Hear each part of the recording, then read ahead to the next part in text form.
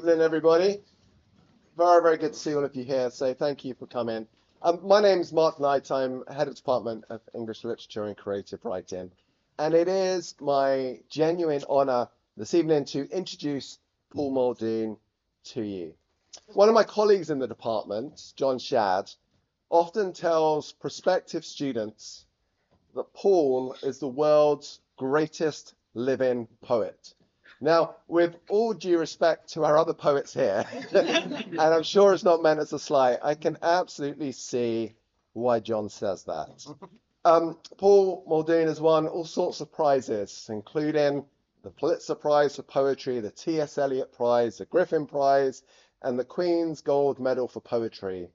In 2022, Paul was appointed Ireland's Professor of Poetry, and that list of achievements goes on. Paul has many accolades and prestigious appointments, including Professor of Poetry at Oxford from 1999 to 2004, and a much longer stint through to the present as Howard G.B. Clark Professor in the Humanities at Princeton. Now, top of that list, I'm sure you will agree with me, has been his appointment here at Lancaster as Distinguished Visiting Professor. I do feel there's a Blackadder joke in there somewhere, for those of you who remember that. Paul joined us in 2014, and we have really enjoyed his time with us, and we will miss him enormously when he retires at the end of June. Now, that retirement means this is Paul's last official reading with us, although he will continue as an emeritus professor, and we will endeavour to get him back here at some point. There's no escape, Paul. Now, I joined the department here in 2016, and I couldn't tell you when it was that I met Paul for the first time. And that forgetfulness on my part about a time when I didn't know Paul has much to do with his habit of greeting you in the corridor with a hello, how are you? As though you were a long lost friend. And listening this week to Paul's inaugural lecture at Lancaster a decade ago, I heard Sally Bushell praise his generosity and warmth of spirit.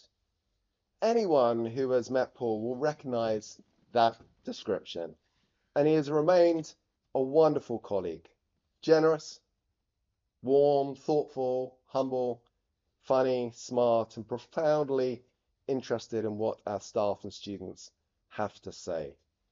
Now, we are really sad, genuinely sad, Paul, that you are retiring, and we do have a few gifts for you here, so which I will bring over and leave you to look at in due course. But really, thank you very much indeed.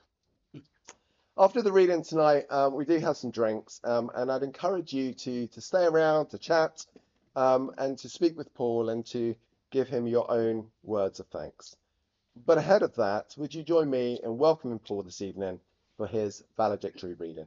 Paul, over to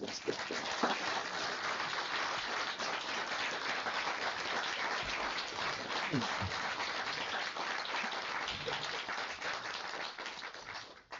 Why Brownlee left, and where he went, is a mystery even now.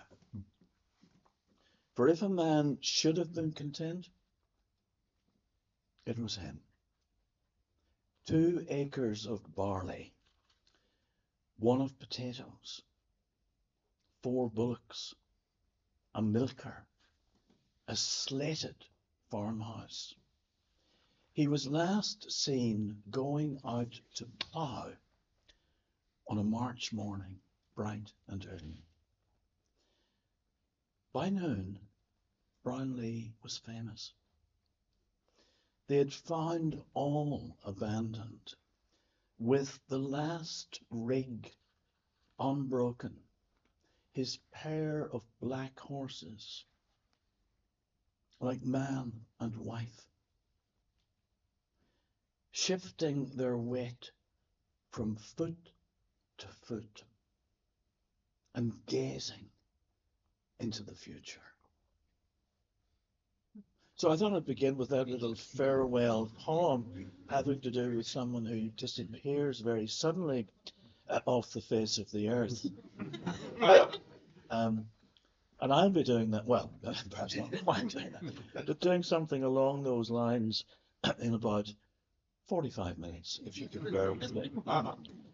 Um, so the bullocks in that poem, of course, the bullocks are a feature of Irish life.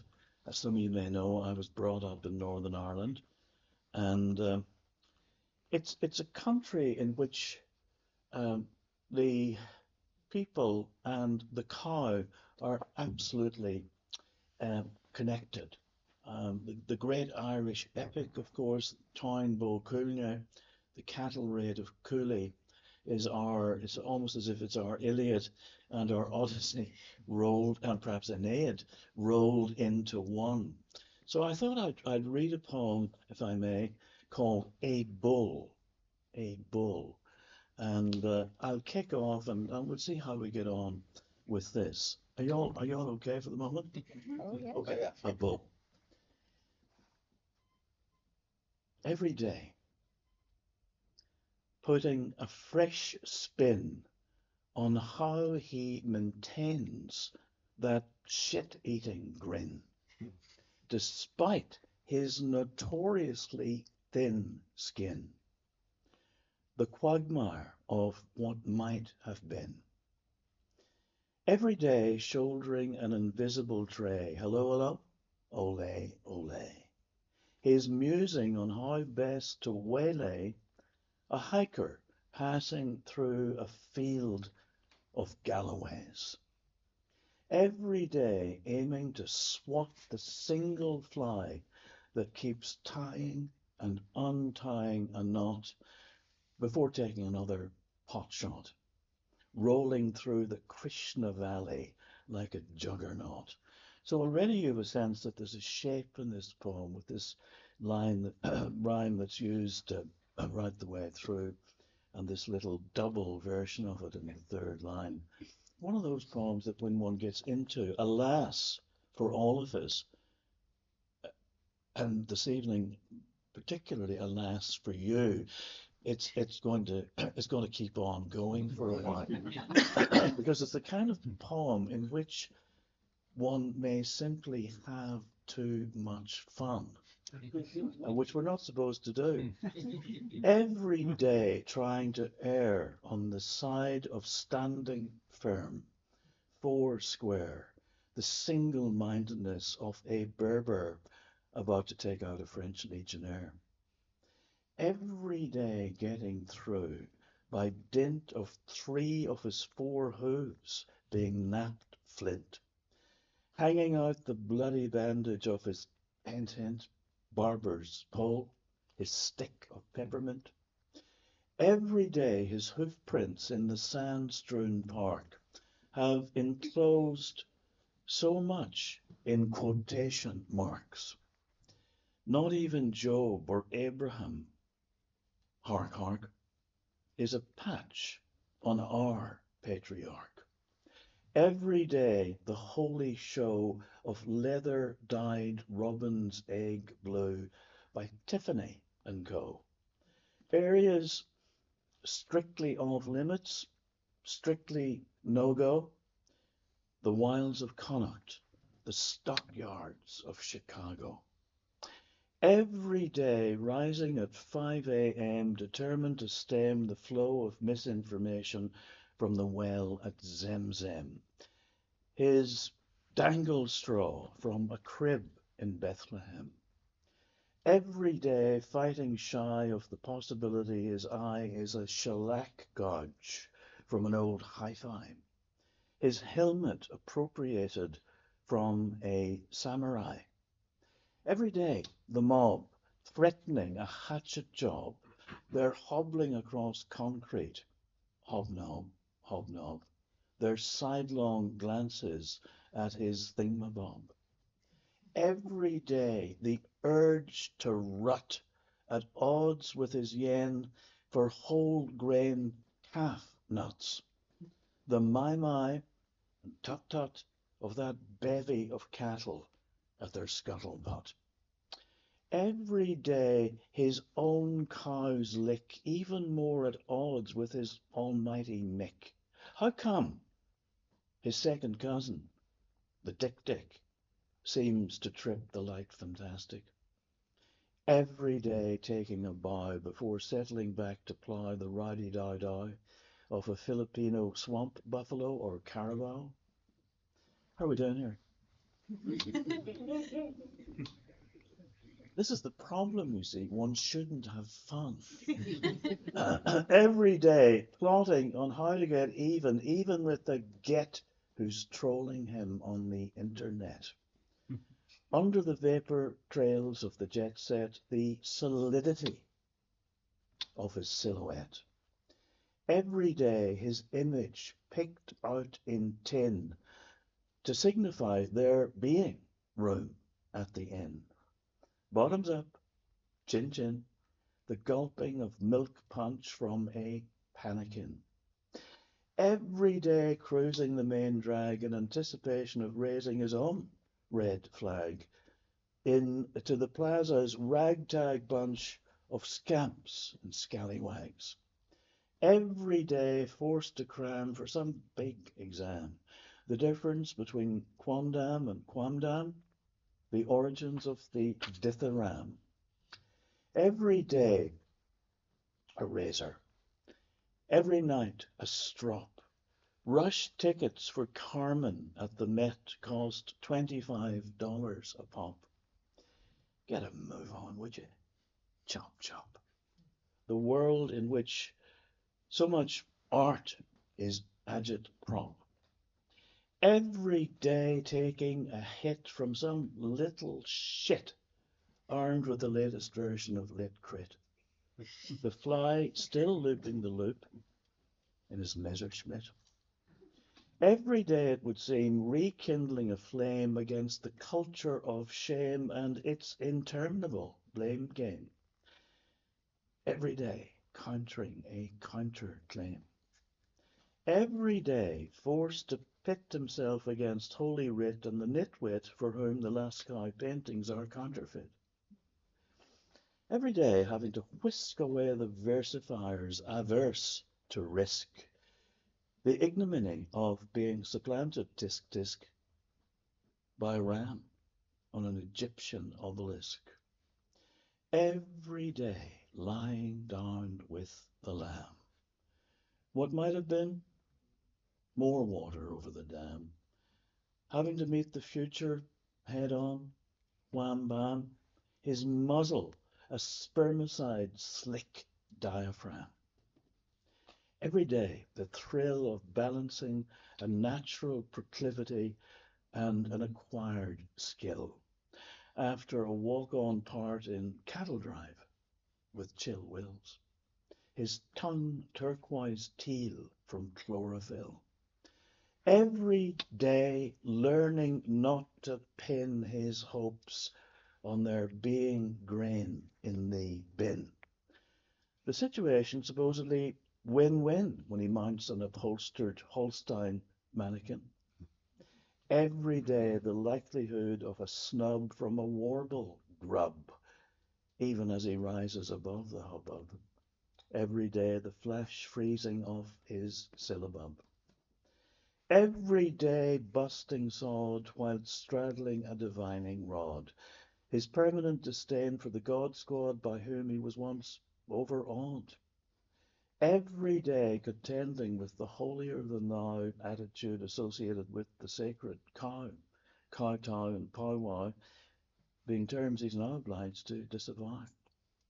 Every day cutting some slack to the youths leaping over his back in Knossos, his dream of trading endless ack-ack for a week on the Concorde and Merrimack. Every day starting to dig with his one obsidian hoof through the rigs. A lily pad where a big wig flies in and out in some sort of whirligig. Every day muddling through, thanks to his tried and true ability to rise above the general to-do by thinking of it all as déjà vu. every day chewing gum like a teddy boy in a bombed out slum. As for his success in rising above the humdrum, for a moment only a modicum, every day striking a blow against the more or less invisible foe, a life lived in slow-mo ever since a chute opened at a rodeo, every day, creating a stink against being pushed to the brink by the powers that be. Nod, nod, wink, wink, with their newspeak and doublethink. Every day, those massive chords on the synth, as he's rabble-roused from his plinth, his taking everything to the nth degree, despite being consigned to a labyrinth. Every live long day, making of his hide a parish encircling thong, his panko encrusted balls a delicacy in Hong Kong, subsisting on a diet of mashed kurrajong. Every day waiting for someone to deign to give him free rein. That shit-eating grin, how's it maintained? Running rings around a mill that crushes sugarcane. Every day trying to weigh in the scales those who still flay the burnt offering and those who naysay such exaltation of the everyday. Every day, making a dry run for either his moment in the sun or an air injection captive bolt stun gun. The china shop of a skeleton. Thank you for bearing with me there. Thank you.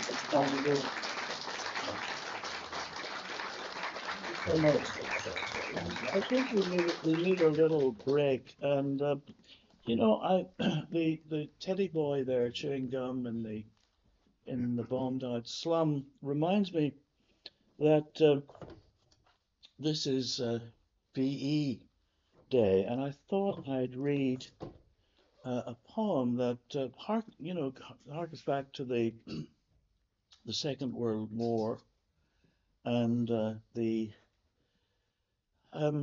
it draws on imagery, he said, of the repurposing of various aspects of street. Well, it's not street furniture exactly, but I'm thinking of what am I thinking of?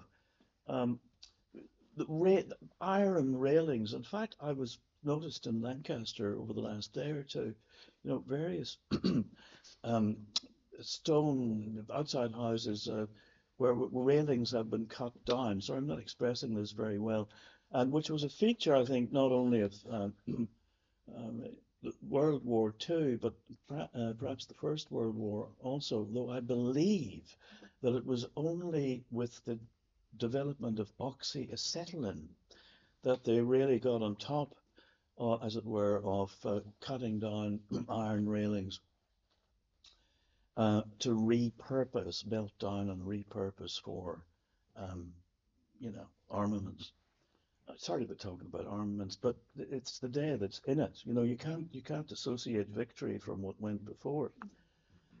So the thing that got me started in this poem, I think, from what I remember, was an idea that rifle stocks had been repurposed from various hard woods that were found in banisters, right? So the poem is called The Banisters. That's with one N, Baniste. How do you spell banisters? Two N's. Yeah, I see. This thing was typeset in America. You know, it's a problem. This is a problem. There's only one N. I look at it and I think, my God, because the first thing you see when you open a book, as there are many great authors in this room, the first thing you see is, is a misprint. But anyway, the banisters are ornamental gates and railings that were melted down for rifle barrels have gained some sort of posthumous renown by unambiguously drawing a line in the sand. The gates and railings are finally taking a firm stand and even more emphatically bringing things to a close. The exit wound is their approximation of a rose or geranium under gauze on the windowsill. Gangrene, the green and gold of the first full-blown daffodil. Also rendered so it would even more tellingly rend was lead stripped from the gutters and flashing. For lead will bend along a spine as it did along a walnut ridge post. What was once an outer sanctum is now the innermost, shouldered as rifle stocks after a mere 3 weeks of drill. The banisters are gradually taking another hill.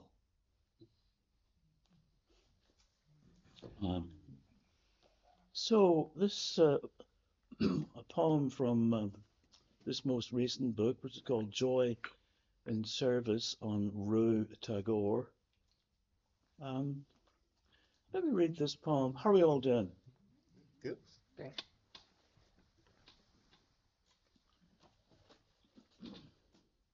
You know, when you get to a certain age, one becomes more and more acquainted with the MRI as a phenomenon.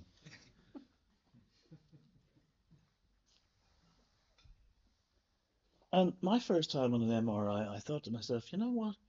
Maybe there's a poem in this somewhere. The way one does, because that's how we're, built. And the main feature of the MRI, which is the magnetic resonance imaging, yes. I can never quite remember what it stands for because I don't quite want to remember what it stands for. It's a fabulous machine. If you have a chance to get into one, take it. But it's very, I'm going to do my impersonation now of somebody on an MRI. It's very, that line, cribbed, cabined, and confined. It's the essence of being constrained in some way. And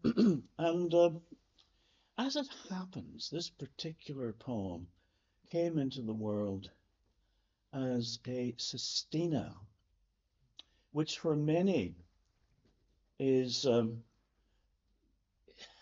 certainly many people would think of the sestina and some of these other received forms, traditional forms, as being indeed very constraining. Right, that's a popular notion, and one to which I subscribe somewhat myself.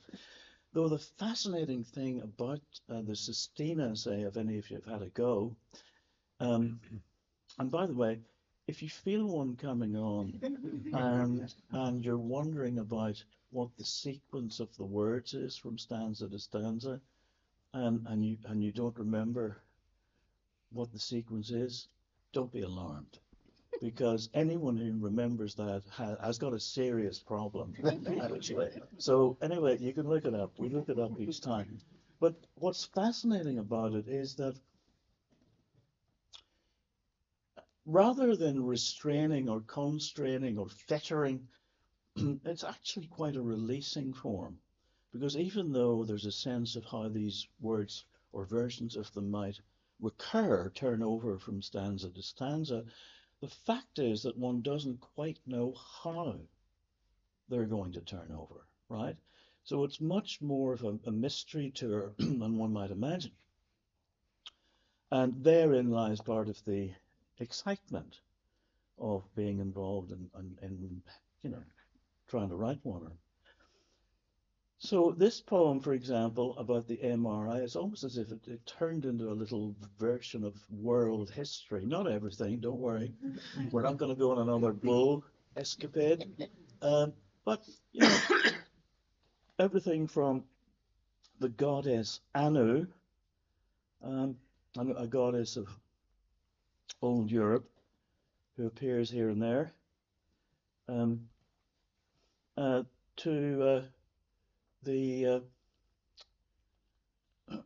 the Neanderthals, our friends, the Neanderthals, which is why, in this case, the Strait of Gibraltar is mentioned, because that's a big Neanderthal zone, as many of you will know. So here we go. This is the MRI, the first in a series, pretty sure a series of MRI poems I'll be working on. The MRI.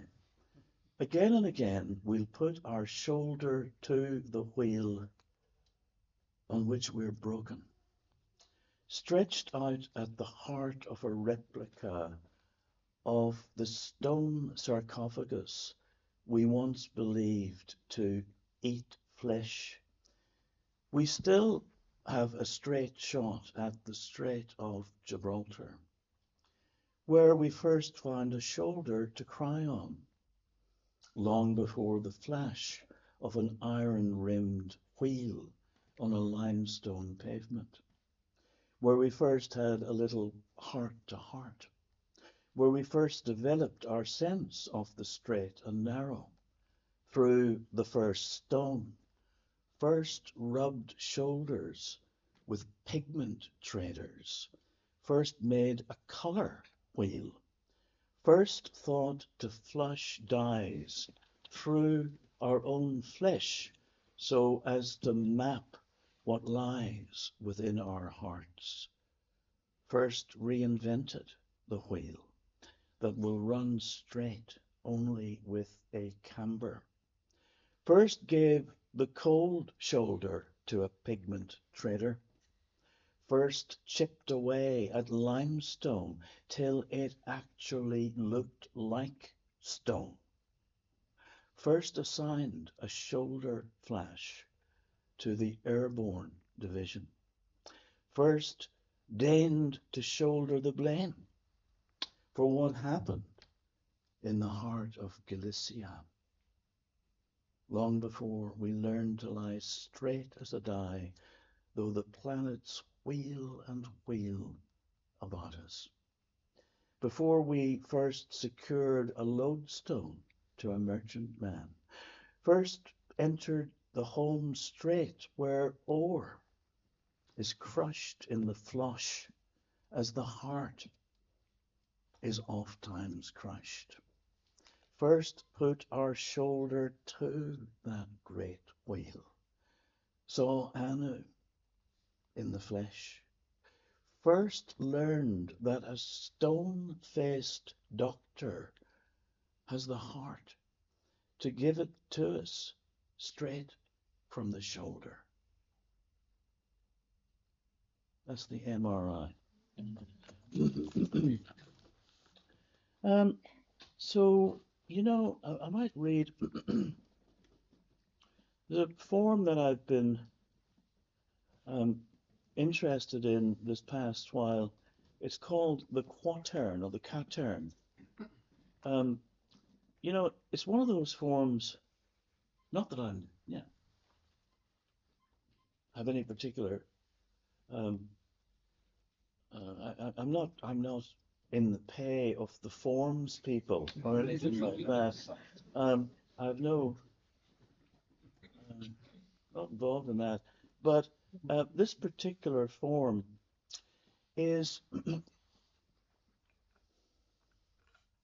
beauty of it is, for those of us who went into the poetry business, because we thought that it was a lot easier than, say, trying to write a short story or a novel, because it's shortish for the most part, except for that bull thing. You know,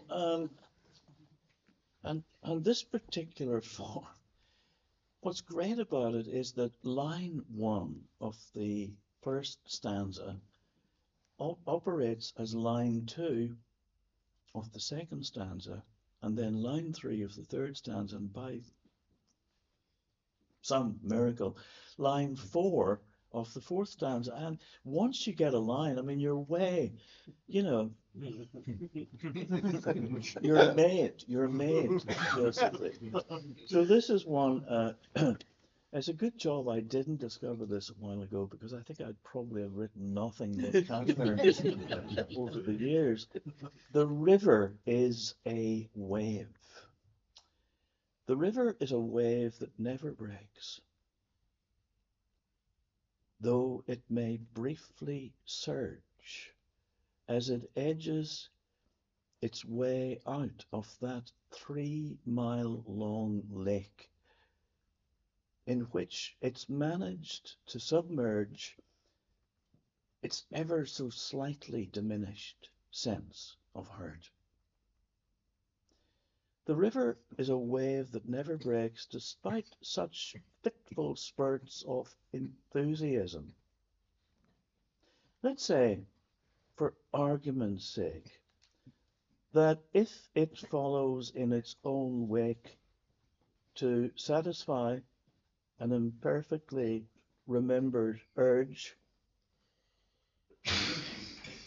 the river is a wave that never breaks, but is forever on the verge of confronting an issue it's inclined to skirt, since it's only the sea, with its incomparable ache, that may categorically assert the river is a wave that never breaks. So, what do you say? Are you okay? This is a little Irish, a poem from the Irish language. It's one of the first poems from.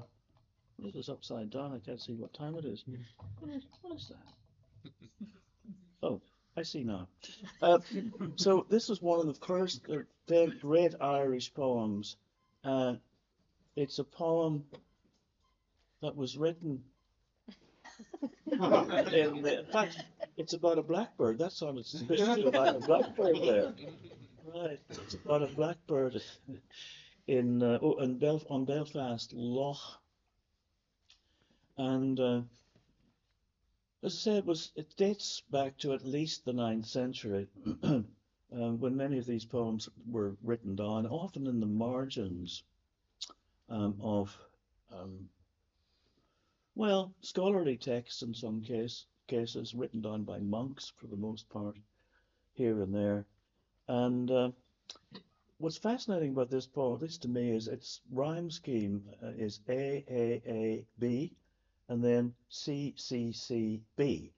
And it's one of the earliest, I'd say, examples of rhyming in Europe, perhaps the earliest. I mean, we like to think it's the earliest in Ireland, because we have to have something to hold on to, right?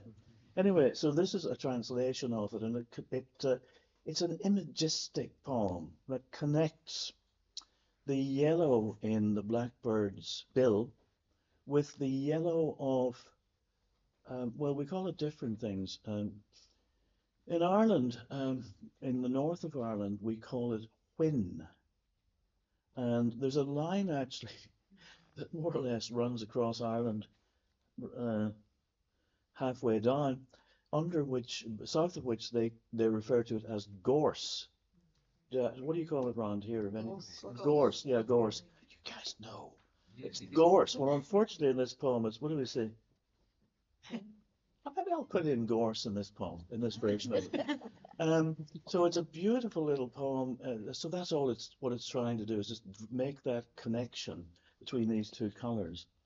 So that this one, it's anonymous, a blackbird, that this one smallish bird might fill an amphitheater with the trill of notes from its yellow bill is truly awesome. A shock wave over Belfast Loch from a branch already chock-a-block with wind blossom. A little Irish poem. So let's see, you know, I think we might be getting moving in that direction. And I'll read another of those cat turns, which will bring us round, excuse me, full circle perhaps or close to it. Maybe, you know what, I'll read a couple of poems. This first one is called Coy Wolves. I just noticed it here. You know, guys, there's nothing worse than going to a poetry reading and somebody says, I'm going to read one poem. And then the next thing they say is, no, actually, I'm going to read two. It's the worst, and my apologies. This one's called Coy Wolves. And the Coy Wolf is it's because I think we have a little more time than I thought. The coy wolf, as its name would suggest, is a cross between a coyote and a wolf. And, you know, it's a pretty fearsome animal. I saw one in my backyard up in New York State. And, you know, there's nothing around big enough to compare it to, but it's quite like a big German Shepherd or Alsatian. And quite imposing. So I thought I'd try to write a poem, as is often the case, a poem that would try to make sense of what this thing is, to try to describe it in some way. So, couple of things I should mention. One of them is that I used to have a CD with, I think, 40 or it might have been 50 versions of Ghost Riders in the Sky on it. Now, you're wondering, how is that possible? And certainly my wife was wondering that. And I mean, I definitely had this CD. And then one day it had disappeared. I never really got to the bottom of it. It just disappeared. Anyway, so that's a bit of info. Another bit of info is that I once got, believe it or not, I don't want to be dropping names, but I got a letter, because I'm interested in writing songs as well as poems, I got a letter from Frankie Lane. Frankie Lane, for those of you with an interest in these things, was if you went to the cinema in the 1950s and into the 60s, you were almost certain to be watching a cowboy movie, as they were known. And it was almost certain that the theme tune or the signature, the theme song was sung by Frankie Lane. Frankie Lane wrote to me inquiring about me with an inquiry, and I looked at it and I thought, Frankie Lane? How is it possible that Frankie Lane is writing to me?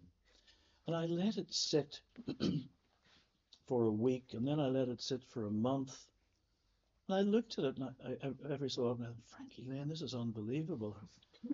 And then, by the time, about maybe 6 months had evolved, the next thing I knew was that poor Frankie Lane had moved on.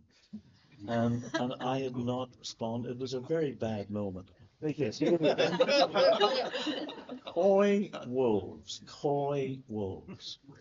The sight of one crossing my yard, all copper zinc in broad daylight, is etched on my eye. It's mostly at night, though, when they snag a hapless deer. Their voices are raised on high. No sooner do they corner a woodchuck or raccoon than their cover of ghost riders in the sky resounds from here to Oregon. The version I myself favour to kick off a road trip is Frankie Lane's of 1963. Others reckon Johnny Cash to be preeminent. Still others heap praise on Elvis Presley and Burl Ives. This midnight mix of yodels and yippee-i-oos may derive not from a whole pack, but a single pair. In Alaska, a hunter's been known to set out knives covered in iced blood, on which coy wolves will pare themselves down to the bone. Thus, though this may be no more than a brouhaha over competing claims to a garbage bin that'll set off the neighbour's motion detector camera, we hear it as both a paean of praise from a mission featuring a mosaic of St. Francis and the wolf, and a muezzin's call to prayer from an unlikely mosque. Frankie Lane did invite me once to co-write a song, but I stupidly declined because I can't read music. So that's the kind of ending to a poem that you've been warned against, I'm sure. Anyway, so we'll end with this. What do you say? We'll end with this one, which is a little bit of a remake. Excuse me 1 second. There it is. Nothing worse than watching somebody do this. Why don't they get themselves organized? Anyway, so this is a little bit of a remake of that first poem I read, Why Brownlee Left. And I just, before I read it, I do want to say how grateful I am to the University of Lancaster for putting up with me, I suppose one would say, for these past few years. It's been a great delight to spend time with the students here and with so many members of faculty and staff. And I really appreciate your having looked after me so well. Can't wait to open my goodie bag. I may need it as I go out on this trip I'm about to tell you about. And it's another of those old quaterns or quaterns, you know. So here we go. So thank you so much for being here.